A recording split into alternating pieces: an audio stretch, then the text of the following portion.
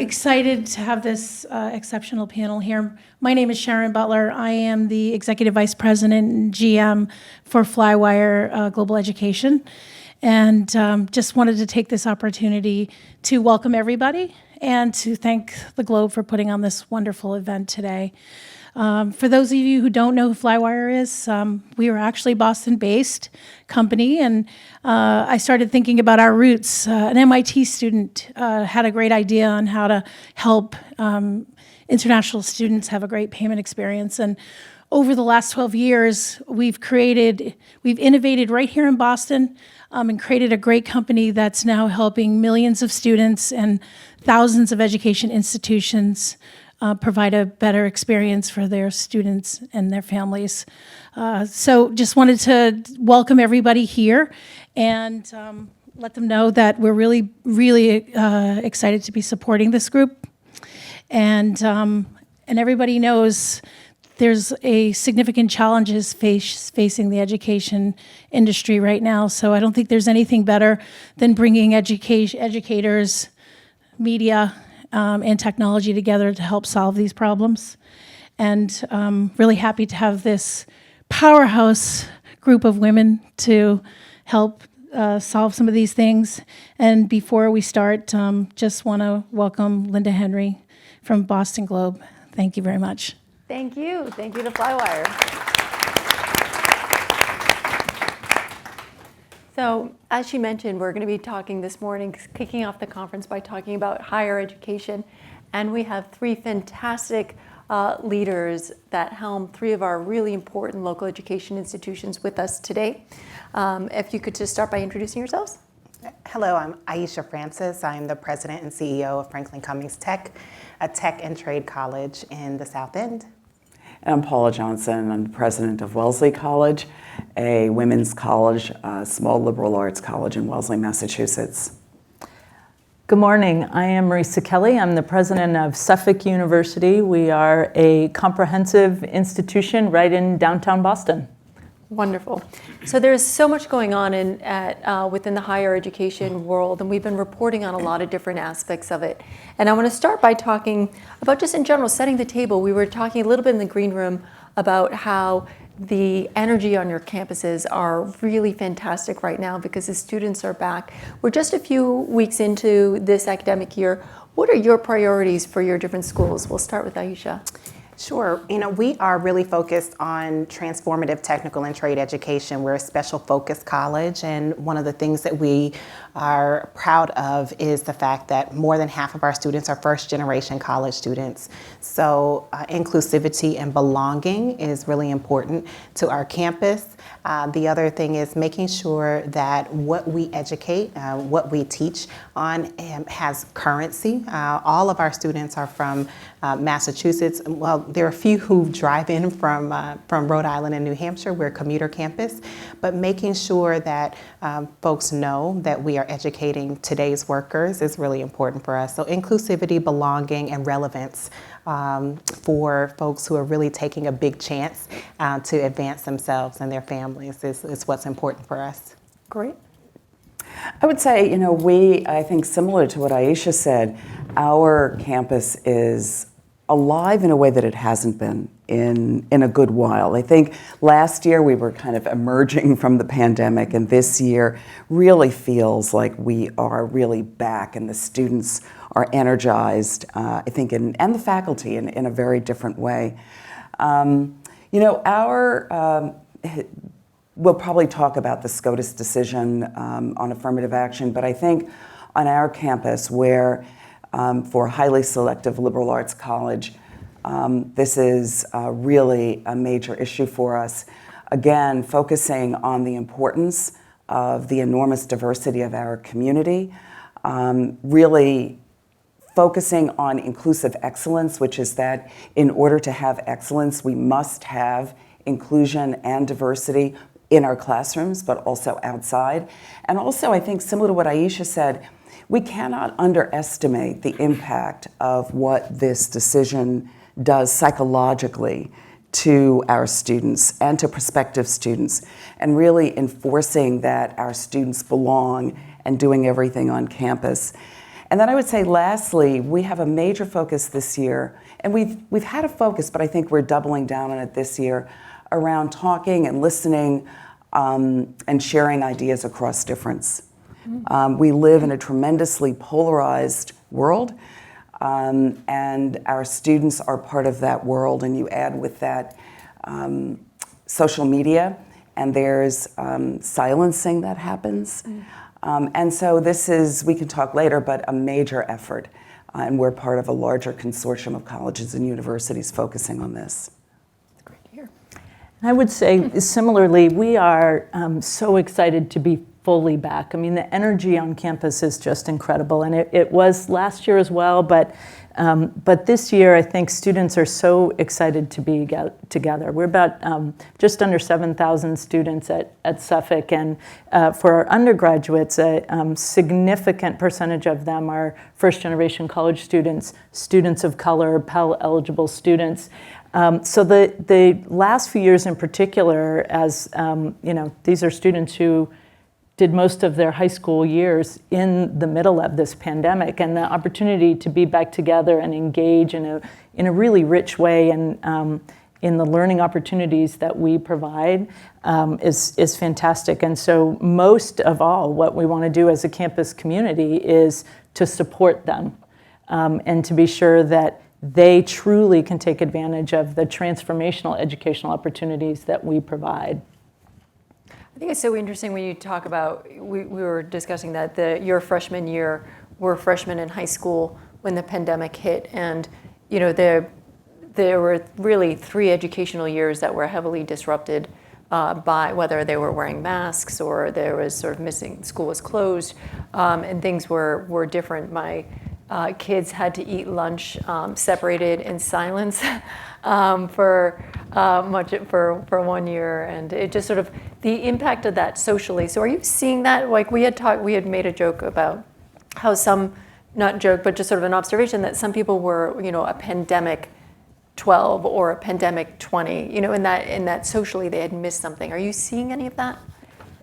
Absolutely. As much as students are excited to be fully back in person, there are challenges that come with that. I mean, there was a mental health crisis amongst the youth in this country before the pandemic, but the pandemic exacerbated that. And, students have lost some of their critical social development years. And so for us, it's one of those things that outside of the academic experience is really important for us to focus on, being sure that we're supporting students in terms of both their serious mental health challenges, but also just learning how to really reconnect with people again across difference in many cases. It's critical to their development and also their ability to take advantage of the educational opportunities that all of our institutions provide. Yeah. And I think but just to build on that, we have to teach this. Yeah. We can't assume that the students are coming, and remember our seniors had their first year when the pandemic started. So they've lived through kind of 3 years of a not quite normal experience. And so our focus on how to train students with those skills. And I think, that happens in the residence halls, it happens in the classrooms and in other places, but to be very intentional that this isn't something our students are coming with. And I think to build on that, one of the things that we keep in mind is the fact that there's been a tremendous dip in college attendance among the pandemic generation. And so the fact that across our campuses, thousands of students are investing in the endeavor of higher education, post-secondary education, is something that we really cherish, because we've seen a lot of high school students who are disinterested and who I think are, took the concept of the gap year and never came back, haven't really found a niche that is surprising us in some ways, but in other ways, I think it's to be expected because of the long disruption. So, we're still dealing with and grappling with how to entice a whole generation of high school students back to to understand the value of post-secondary education. I have, talking to other college leaders, there was a big turnover at the end of the pandemic because, and a lot of them were like, it was like dog years managing an institute of higher education during the pandemic. What are, in addition to sort of what the pandemic, what changes are you seeing in higher education? Or have you been seeing in higher education? You talked about how there's been a change in terms of people not going back. You know, they took this back year, that it's affecting enrollment. Right, that is affecting enrollment. I think there's also the consumer and the students themselves, the learners, their families are really interested in flexibility, more interested than ever in flexibility, different modalities, shorter bursts of higher education. I think, you know, you all might be seeing some of this. We are offering a lot more certificate programs, and those have been proving really popular. You know, 7-week courses that run from 9 to 5 so that people can finish faster. So there's a lot of, I think, innovation and interesting things that are happening at in higher education, and all kinds of different approaches because the sector is so vast. I mean, there's more than 60 independent colleges in Massachusetts alone, and you know, we vary in size from 1,000 to 50,000, and so you know, there's a lot to offer, and I think all in service of trying to reach a consumer that definitely still needs further education in order to grab higher rungs in terms of economic mobility. Mm. You know, the pandemic, I think, there was one gift, I think, for at least for that I felt very strongly, and that's continued, and that's the collaboration amongst us. I mean, we've got a large number of colleges and universities, and sometimes you can live in your own silo. And I really think the pandemic brought us together in a very different way and very powerful way. That was around the pandemic itself, but I think that has led to many different types of collaborations, which I think is good. But I think today we're under a lot of pressure.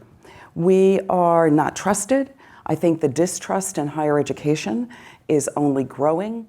And how we grapple with the question of our value, the distrust by the outside world, is something that we are really working on. How is it that we show that we are focused on a strong liberal arts education, but our offering really is something that is tremendous value in terms of your life? How is it that we also fight this sense that higher ed is an ivory tower, that we don't in fact share ideas, that we are only for the Northeast, a left-leaning, unable to really bring in ideas across difference. So I think this is a really tumultuous time for higher education on so many levels, and I think how we are addressing that both individually and together is something that is a major focus. I really appreciate you saying that and sort of your context around it, because one of the things Massachusetts is such a home for so many higher education, and since 2014 we've had 20 liberal arts colleges that have merged or closed into other things. So there are a lot of pressures that are going on the educational aspect as well. Do you want to comment? Well, just picking up both on that last point and what my colleagues have said, I think we do have to collectively do a better job, and I think we are getting better at telling the story of higher education, of helping people to understand the value that we provide to individuals who have different types of educational needs. I mean, I think the institutions represented here really speak to that, and the degree to which that impact is both.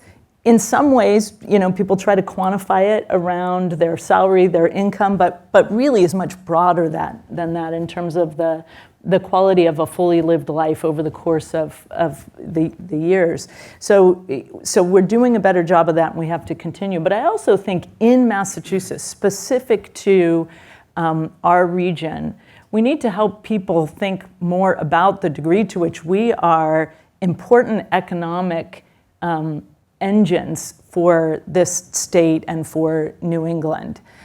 We employ a lot of people. I mean, Suffolk, just as a mid-sized institution in the mix, We have about 1,200 employees, the vast majority of whom live in Massachusetts and certainly in New England. Our students help to fill the workforce needs of literally every sector that is present in Massachusetts. We have about 145 countries represented amongst our alumni and about 100 countries represented on campus right now. But over 60%, close to 70% of our students stay in Massachusetts after they graduate. They live and work in the communities of which we are all a part. They contribute to the needs of every industry, and I think that's true across the sector. And that's also an important part of the story here that I think we need to help people understand. Yeah. We had a study done last year or year and a half ago by the Association of Independent Colleges and Universities in Massachusetts, of which we are all a member, and Marissa chairs. Mm-hmm. And that study estimated that the business sector, contributes about $71 billion to the economy. So it just gives you the magnitude of that. And for the first time a couple of years ago, I had the honor of co-chairing the first Business Leadership Council for Higher Ed in the Boston Chamber. So I think finally the recognition that we are both a producer of talent and we're also a driver in the industry in the greater Boston area. I think it's a really great point because your major employers, and you're also bringing a huge number of people in, both that already live here and from an international, and sort of all of the economic driving that has for your weekends. When the parents all come in and the graduation weekend, the whole city is sort of taken over every spring for graduation. And Aisha, your students are almost all from here, from Boston. That's right. And we also have a distinction in that we're the only college in the Commonwealth where most of our students identify as men of color. They're mostly Black and Latinx. And I think the vibrancy of our higher education sector is really important. We do continue to be a commonwealth that is driven by meds and eds, and the business of higher education is evolving. I think there's pressures on all of our business sectors in this high inflationary environment, and yet people are still hiring. People do still need talent, particularly skilled talent, as one of the things that the Chamber group that Paula mentioned talks about is this gap between the middle skills needs that companies have for technologists, for operators, for people that maintain all of the equipment that's helping us to look great here today. Those are very highly skilled workers, and there aren't that many places to learn those types of skills. And so I think I'm just continuing to hone in on the importance of the diversity of our higher education sector. You need, the big comprehensive research ones. You need the liberal arts of all sizes. You need research twos. You need technical colleges, right? And our community college siblings as well. So it's important that we have the diversity that we do, and that should be cherished and not seen as, I think, something that requires undue consolidation. I think that this panel is really great to have this representation of very different types of higher education and the importance and role not only to the local economy, but also just to students' options, that there are this many different options and opportunities available for students to choose which direction they want to go in. You're going to say something?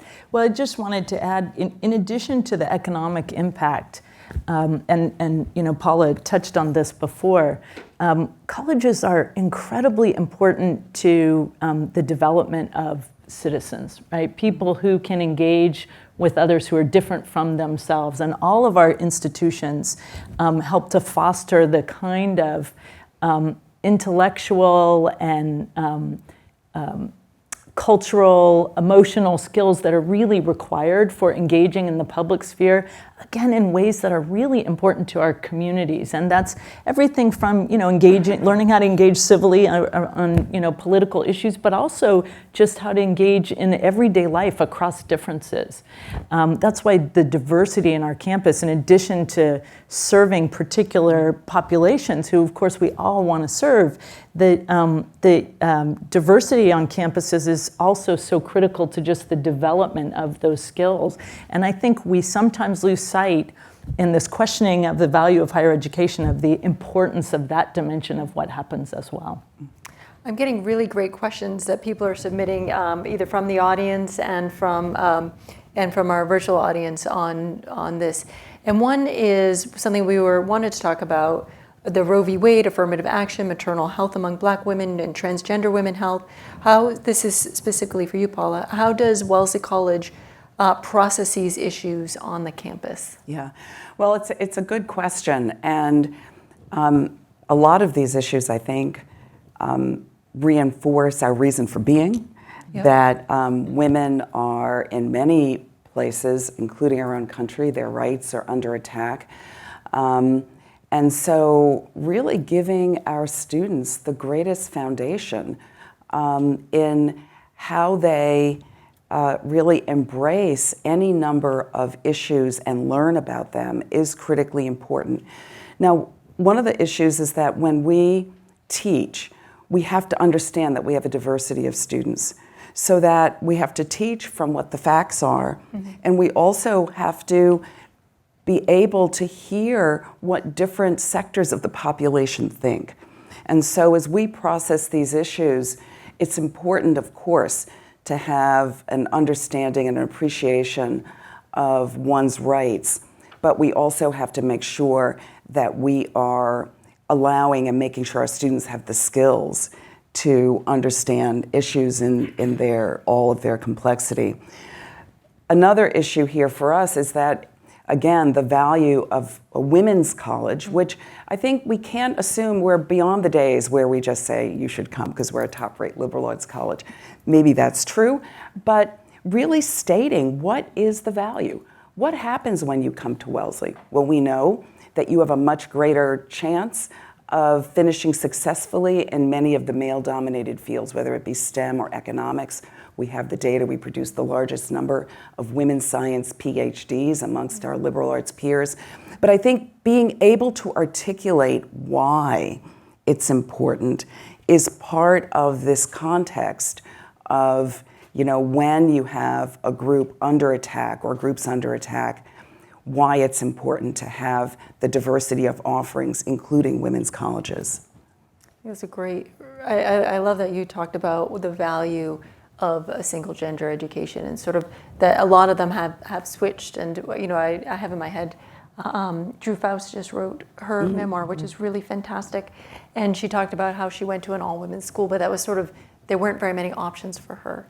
But for you, that you're sort of nurturing this as a strength and a distinction for your students. There's the next question on here, something that we also wanted to address, which you just touched on, which is how the way that it was phrased is, how are you all dealing with the Supreme Court decision not to include race in admissions, public, private, and voc tech? So you started to talk about what Wellesley is doing, and all three of you have spoken about how you personally value and how your institutions value the importance of a diverse and inclusive campus. Aisha, do you want to start with this one? I think one of the things that, one of the ways that minority-serving institutions, majority minority institutions can help grapple with this is by sharing, approaches that could be applied across college campuses where the Supreme Court decision has perhaps more impact and more effect immediately.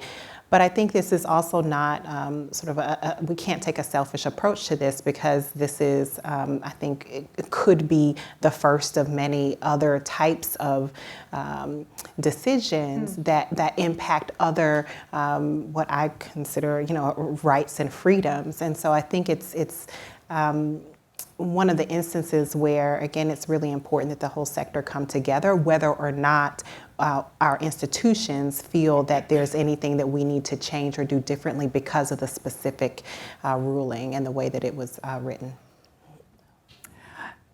Go ahead. Oh, yeah. So, this decision is truly awful I think for the country. It's going to be beyond higher ed, but I think for higher ed. And as a highly selective college, it has particular impact yes, our applications have been rising and across all groups, but the work we will need to do and that we are committed to doing to double down on our commitment to maintaining the diverse community that we have is significant. We've invested more in admissions. There's more on-the-ground work in terms of continuing to build relationships with high schools and community-based organizations, both here in the Boston area but across the country.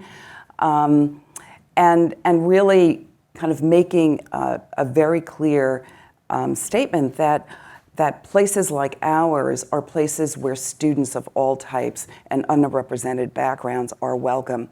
Being need blind is a great lever for us, and we're very fortunate to be able to have need blind admissions. But at an even greater level, the attack on higher education that has happened in this decision is one that we have to counter. I think there was a lot of assumption made in how the decision was covered, and a lot of the statements that highly selective higher education is quote unquote elite, meaning that it is exclusionary. And I would say that we have to fight that notion. 30% of our students are underrepresented minorities. Almost 50% of our students do not have English as a first language at home. 24% are first generation, and over 60% are on financial aid with an average grant of over $60,000. So just to give you a sense of who is on our campus that we are welcoming and that we embrace that diversity when we are on campus. What that means is inclusive pedagogy, making sure our students feel included and that everyone can thrive. So I think a number of different areas, but this piece of who higher education is, particularly selective, is something that we have to counter. I really appreciate that point of what the word elite means in this case. For the sector and for the country, I completely agree with everything that my colleagues have said. And I would just add that so Suffolk at the undergraduate level in particular is very much an access and opportunity institution. So we are incredibly diverse without needing to take race into consideration as part of the admissions process. So it impacts us in a different way. My concern from just a Suffolk-centric perspective, and for institutions which are similarly situated, is what's the next shoe to drop, so to speak, in terms of how we track these things. So I'll give you an example. One of the major investments that we've made in the last couple of years is a complete expansion and reimagining of our Career Center. And we reopened it up as the Center for Career Equity, Development and Success. And it does an incredible job and is working in tandem with our faculty and integrating new things into our academic programs.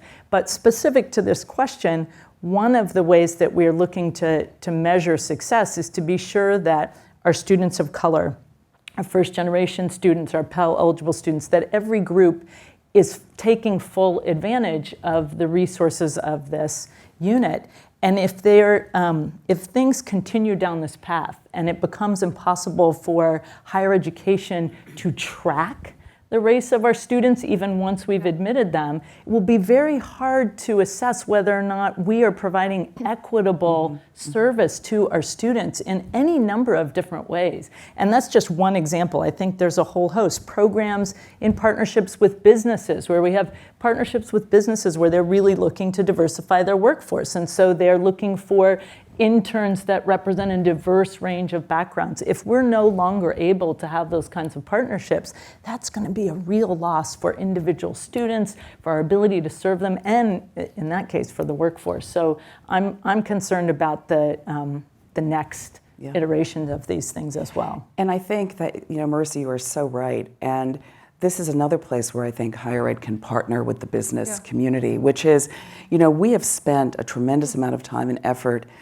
doing just what you talked about, which is really figuring out how we create an inclusive environment, how we bring everyone in. And as we partner with the business community, around those skills. That talent is multifaceted. I think that is another place where there's real opportunity. I want to ask our final question, this time has gone a little too quickly, about what you're seeing now with kids. We talked a little bit about how the students that you have now have gone through the pandemic, but this has also been a moment where there are really big historical moments that are shaping them. And so how is it affecting how you're teaching them, and also what is inspiring you about how they're reacting to it, the resiliency that you're seeing? I want to start with you. I think one of the things that I'm constantly fired up about is how hyper-focused our students are on their local neighborhoods and communities. 55% of our students are from Boston, the other half are from neighborhoods right outside. And in Boston, it's Dorchester, Roxbury, Mattapan, Hyde Park. We're building a new campus, we're moving to Roxbury. And so, the focus on economic development, the focus on hunger-free campus campaigns, the focus on the whole enterprise of equity. And also we have, I believe, one of the most entrepreneurial generations that we're educating. And by generations, I don't only mean people who are 21 and under. I think, people have been influenced by the ability to create for themselves, right, through the gig economy, in a mix with paid work that carries good benefits, a lifestyle that they're proud of. And so, to see students figuring that out on campus and deciding to invest in themselves in higher education to do so gives me a lot of hope, and it's very inspiring. Great. Paula, what are you inspired by? We're in the young people's business, and then there's obviously an age range, but on the whole, higher ed is a hopeful.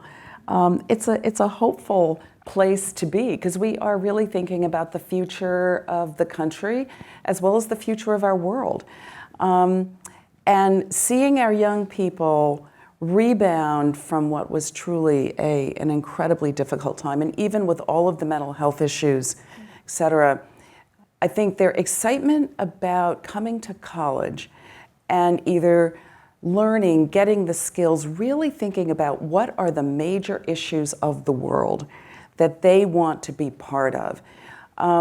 That's real and it's tangible. And that's our job, to keep that fire alive, to keep that interest, that curiosity alive. And when we do that, I think we do such a better, yes, all the skills and everything, but it's that core excitement about making a difference. There's a theme here, without question.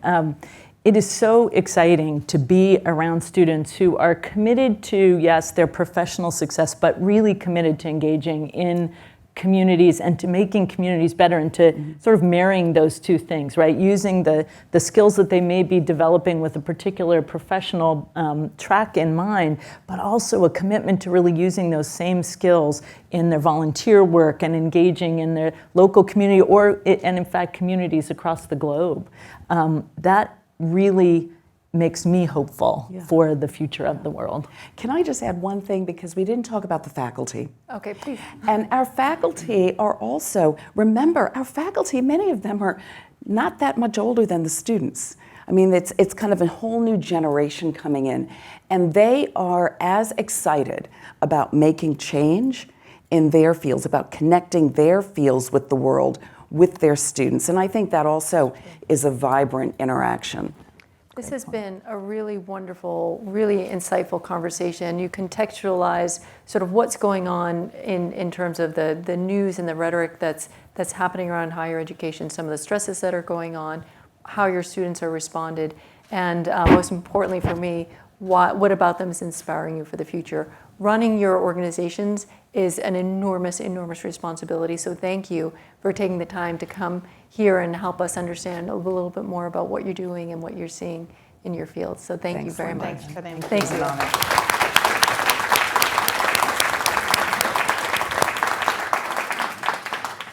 you. I think the three words that stuck in my mind after hearing this great discussion is the resiliency, inspiration, and hope. I tend to live on the positive side of the world, but there certainly are a lot of challenges that education is grappling with. And I've been in the industry for 10 plus years, and I always think the one thing that holds true is the commitment to the enriching students' lives. And I see another role here too in what is technology and innovation. And with Flywire, it's our commitment to helping you do more with less. And so bringing the community together, and not just in education, which I totally appreciate. And the one thing I love about higher education is your commitment to working together and solving these problems. So I want to thank everybody today. It's been very insightful, and thank you to the Globe as well. Thank you. Cheers.